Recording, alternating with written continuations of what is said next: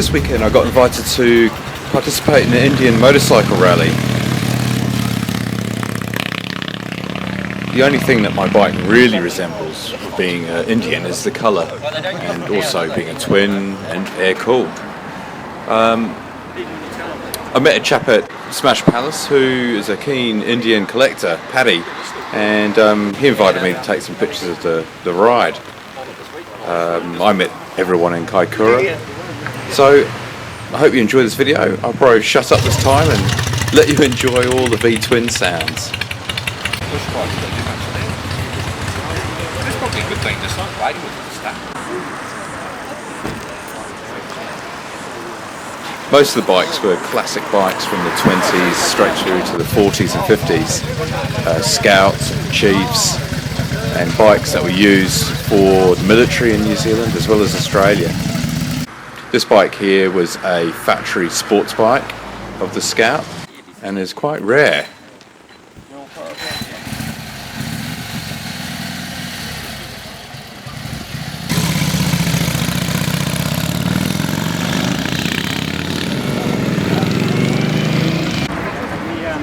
And there were a lot of bikes in original condition, original paint jobs, and some bikes that had been resprayed, made to look new again.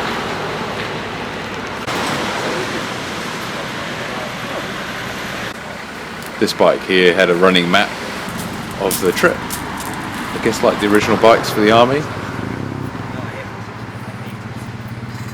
And also a lot of drip carpet, so didn't stain Kaikoura's car parks.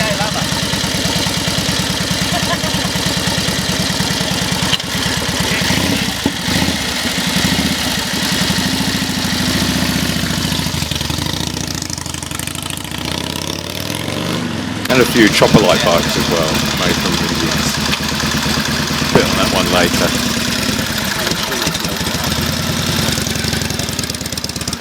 A lot of the bikes had been touring around the top of the South Island, down dirt roads, down the Molesworth track. And that's an original sidecar as well.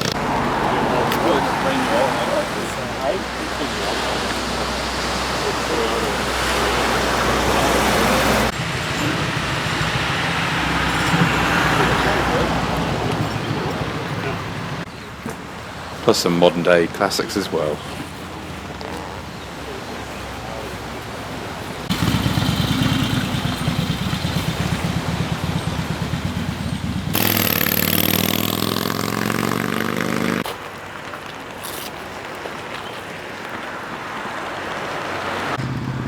Anyway, we get to talk to a few of the riders here and hear about their bikes as well. Okay, my name's Mark, I'm from Wellington. Just an old army Indian, which I got from my brother when he bought that. It was the leftover bike. It's been had some of the mechanicals done, but it's pretty much left as it appeared. Then this motor's actually been enlarged a little to make it try and keep up with traffic, and I'll just ride it. Sweet. Enjoy riding it. Maintenance is a bit of an ugly word for me. And it's heaps of fun. So you've got a couple of oil leaks there. I've got dozens of oil leaks. Does that make it go faster, or? No, it's preservation. Until people spend a lot of money on paint and stuff, I just find a coat of oil does the job. Sweet. Cheers. I was really lucky. I got interested in these about 20 years ago, before the World's Fastest Indian movie came out, and the prices went crazy. So a bit of a trendsetter. Yeah. So I was lucky. I got this in pieces, a whole trailer load of parts. There was enough for 2 bikes actually. So me and brother Mark both got a bike out of it. So pretty reliable for the ride? Totally reliable. Yeah. Sometimes, yeah, I've ridden it pretty worn out, with the motor rattling, falling apart almost, and still. Yeah. It's going. The old marketing slogan of the day was "You can't wear out an Indian Scout." That was on their marketing material. Oh, really? It's pretty near true, actually. Yeah. So tough for the USA to go the long distances. Yeah. those long rides and stuff. Yeah, this bike is ex-military, so they had to have really idiot-proof instructions. Yeah, gosh. Tell us how you operate this bike, because I know there's a lot of stuff that I'm not familiar with. Yep. So they're a bit different. They take a lot of getting used to. So the big differences are, you notice no clutch lever there. You have a foot clutch here, which and your foot clutch there, that's clutch in, and your gear shifter's here by hand. But you've also got to return the clutch. It's a rocker action, so you got to push it down and heel it back. The throttle's on the left, and that stays wherever you put it. It's not spring loaded. So you cruise control, yeah, in a way. Nice clean because your cable runs through the. Oh, that's good. Yeah. And you have twist grip here, which would normally be the throttle. That's your timing advance retard distributor. So if you're going up a steep hill, you might back it off a little bit and retard it a little bit for starting. But generally, you have it fully advanced. Oh wow. Yeah. So quite a complex bike. It takes a bit of practice. Yeah. Just jumped off a normal bike. Gosh. Yeah, I love it. Yeah, well, that was one of the bikes that really put Indian on the map. This is one of my favourite bikes. Yeah. Of the ride. Well, at the moment seems to be big. It's my 1939 750 Sport Scout. It was brought new into Christchurch, confiscated by the military, and it was used as the town runabout at Burnham Military Camp. After that, we went to Invercargill and then back up to Christchurch, and I've had it for about 10 years. Oh, wicked. It's a very, and Paddy, rare bike. you got quite a few Indians as well, haven't you? Yeah, quite a few. Yeah, we'll have to come around and video that sometime. Yeah, that'd be nice. I'd like that. Sweet. Oh, cheers. Thanks for inviting me along today. Okay, no, it's been a pleasure having you, mate. Sweet. Really appreciate it. Look forward to seeing the DVD or seeing it on YouTube. Good Cheers. stuff. Cheers. Thank you. Anyway, I headed in front of the crowd to get some video footage of them all coming towards me. Some great sounding bikes on this trip.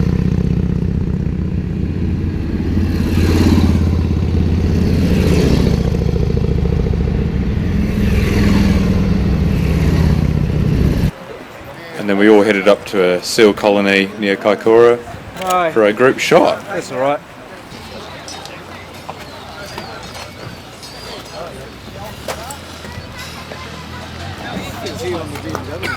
And then later I headed down the coast to capture guys coming through the tunnels on the Kaikoura coastline.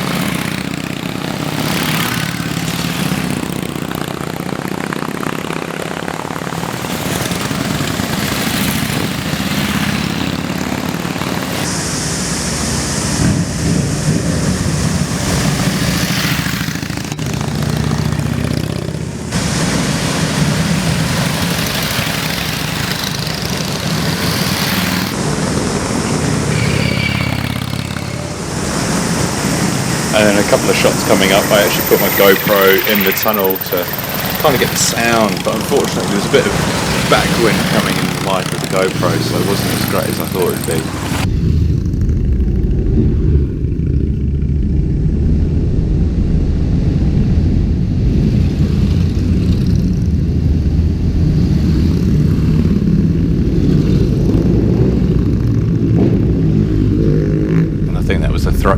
Triumph Thruxton at the end there, or the new, and also the new Indian Chief.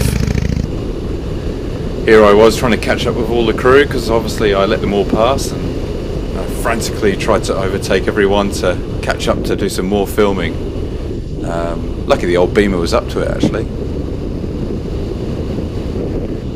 Sort of meandering around the hills. A lot of these Indians are around about 12-15 horsepower, so just cruising along these roads nicely. Most of them get up to highway speeds, so they're quite fine riding on the roads, but just a little bit slow in the hills and stuff. But you know, most of the traffic was enjoying the view of them, and a lot of people stopping and taking photos of these very rare bikes. This is one of my favourite chicanes of the ride as well, or hairpin sort of bends. Unfortunately, not at speed. And also we've got a lot of tourists here in New Zealand as well, so it slows the roads up with lots of camper vans now. So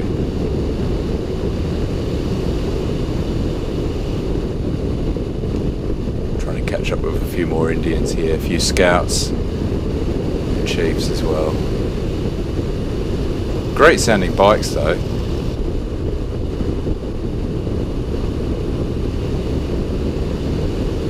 And as you probably heard before, a lot of these bikes, this was their third day in their rally. First 2 days, sort of the top of the South Island, going down 150 k's of gravel roads. So I bet a lot of people watching this video might be horrified, but you know, a lot of these guys use their bikes for getting around and stuff, and you know, use for what they're intended to. But also at the same time, there's a lot of collectible bikes here, ranging from around 10,000 to 20,000, and I believe the factory sports bike that we saw earlier on was around about 200 or 100,000. I might be wrong with that, but that's what I heard. Here's that sidecar as well, which is original. We stop here at Conway River. I couldn't, it was in a terrible place. And I was worried I rode straight through it, you see. This was a nice little pad owned by a couple who are organising another rally later on in the year. Yeah, so tell us a bit about these bikes. This bike is the military 741 that came to New Zealand. 5,000 came in for the war that the Americans donated. So New Zealand got 741s. Aussies got Chiefs. They were lucky because they were the big brother. So this is what an original one would look like, and these are different versions of 741s, and that's what people do. They turn this bike here, they turn them into bobbers. So you look at that one, you look at the next one there, and all these ones, all three are there. So they're original military bikes. So that's what Kiwis have been riding for years, and everybody associates Indians with old army Indians that their dad had or their granddad had. And in the last 20 or 30 years, people have been bringing in Chiefs. Like that silver one over here, for example. I might be wrong, but it's a 42 or a 46 Chief, and that's got that sort of front end. And after they went from this sort of styling, actually there's another, this is a 46 Chief. Yeah, ex-Australia. Oh, okay. Yeah. Most people they've been bringing Chiefs in from Australia, the military ones, because they're the cheapest Chiefs you can get hold of, as opposed to getting them from the States and it's closer. This is the 48 Chief. Apparently this came from Puerto Rico, and it's got an original side chair with it. And I think he's got a number plate around the back here. Is it Puerto Rico? Oh, yep. Is that Puerto Rico? Oh, Buenos Aires. So that's been imported, I think, about maybe 10 years ago. The earlier bikes here are the Scouts, and this is probably a 26 Scout, is it, Calvin? Yeah, 25, yeah, 25. Chief. 25 Chief. The big Chief. Nice. And it's got a one-piece barrel on it as opposed to a head. Yeah, fixed head. Yeah. So to get the valves out, pop them out through there. There's your inlet valve. Here's your exhaust valve. And apparently you don't want to break them. Yeah. Because they're sort of irreplaceable. Yep. Yeah. Oh, yeah. Pick a card. I've got to get my other card. This is the fourth one. So we're going to have a look at a flash. Do we have a... This is the late model Chief. Okay. So one of the club members has bought this. Yeah. And that's pretty cool. And as a club, we You let them in. yeah, we're not looking for people with new bikes to come and join the club. Not that we don't want them, because anyone can do anything they like. But There's a good backup bike just in case you can't get it started before the ride. Yeah. Check out this thing. This is different. The guy's a helicopter engineer, maintenance type fella, so you can see how much. Just looking everywhere from the oil tank, I guess, through to he's probably stroked it. Yeah. Don't know if he's moving the mag. I see he polishes it every time he gets on it. Yeah, some a few years ago. Oh, Yeah. If you check this out, Yeah. he had a crack there. Oh, And okay. this gentleman in Hamner sorted it out for him and just drilled it. Oh, so this has just happened on the ride? Yeah. Gosh. On the right. God.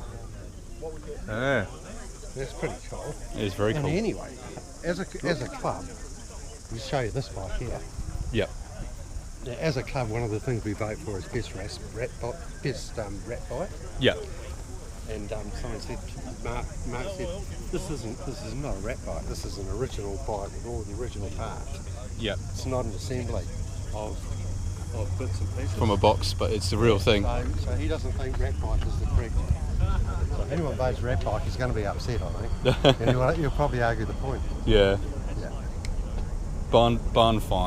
Barn find. Yeah. And what else have we got? Hey. Here's another civilian, another military one, as it probably should be. It's been restored, obviously, but it's probably a matching numbers bike. So these, initially they were a 600 barrel, and they were detuned as a 500, so for reliability. So here's another version of what you can do with this bike to convert the same bike and put this body here on it. So he's changed that and put a Sport Scout guards on it. Okay. It's the same motorbike. Yeah. And he's stroked it and put it's probably up to 750. Yeah. And it looks like he's put a mag on the back of it. Yeah. So that's a conversion in a pretty seat. Yeah. Very nice. So maybe that's a rat bike. So that's from boxes and Yeah, what do you think? yeah, bit of wood there. This was my grandfather's bike, which he bought in the early 30s. So it's been in the family since the 30s. Yeah. And he rode it over to Littleton for work for 30 years. Wow. And then it sat in the garage since the 60s. Yep. I think they're like 66, Yep. 67. And then my father was going to do it up after grandfather died, and then he got Parkinson's and he never did it. Yeah. So when he died, I got it. Yeah. And then we got it going, but kept it looking original. Oh, wicked. Kept the patina. Yeah. But it's all new, brand new, really. Yep. So everything pretty much original. Yes, everything's original, really. Yeah. It was on it. And that's a tiny little battery, so that's Yeah. sort of. Yeah, well, that's all it had, because it only runs the lights. Oh, yep. Two light and the horn. Yep. Nice. Yeah. So that's about it. Oh, that's great. We put the saddlebags. Yeah. On the seat. Yeah. No, it's a great. This is one I voted for the Right, People's okay, Choice. Yeah. So yeah, no, I love it. Yeah, and it's got so we had the original plate. Yep. Which broke, and that's the original number. Wow, gosh. Yeah. That's amazing. Yeah. So it was quite good to keep it all as it was, because that's Yep. what it was. Yep. Awesome. Yeah. All right. Thank you. The one thing I was intrigued with was the fact that throttle cable was inside the tube of the handlebars. Something you don't see anymore. There's that Scout pumping away. But also, a lot of these guys, I really like the way how they kept their bikes original, let them get oily, battered, or whatever. Just lovely bikes in general. And this guy had a shotgun in the front, like an army issue. I think that's a Scout. Obviously the Scout is a smaller capacity engine, Indian, and the Chief is the larger, and they kind of kept those names all the way through. And now that Indian's back again, thanks to a snowmobile maker, they've kept the same series, I believe. This one's quite nice too. Chap was apparently a helicopter mechanic, and here we all overtake. I also love the dark, deep red those bikes have with the leather panniers and the Brooks style saddles. I just think it's fascinating. I really like that look. It's a shame that Indian had troubles and basically went bankrupt or out of business, and Harley Davidson sort of ruled the roost in American motorcycles for a long time. Apparently wasn't the case at the beginning of motorcycle history in America.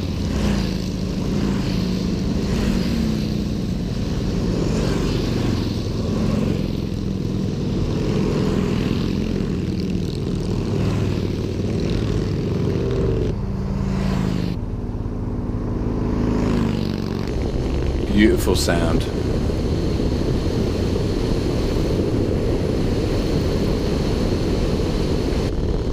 And this is that sidecar as well. Hitting a few bumps here on this road. Rural New Zealand.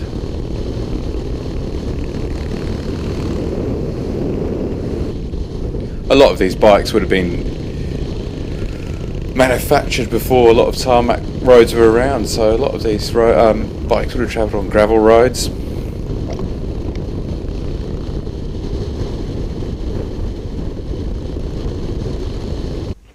Anyway, this is me. This was what I was doing most of the day, pegging it in front, trying to get a good camera angle, taking footage.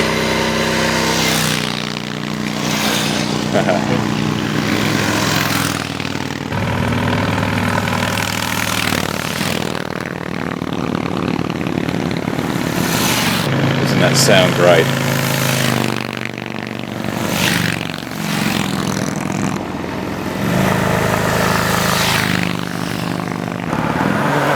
And this is the support crew, all these vans and trucks and utes. I think the last one's Paddy's. He's got a lovely graphic on the side of his Ford truck of an Indian. And I think that's one of his bikes as well. And this is my last stop of the day before I depart these guys and get to do another interview.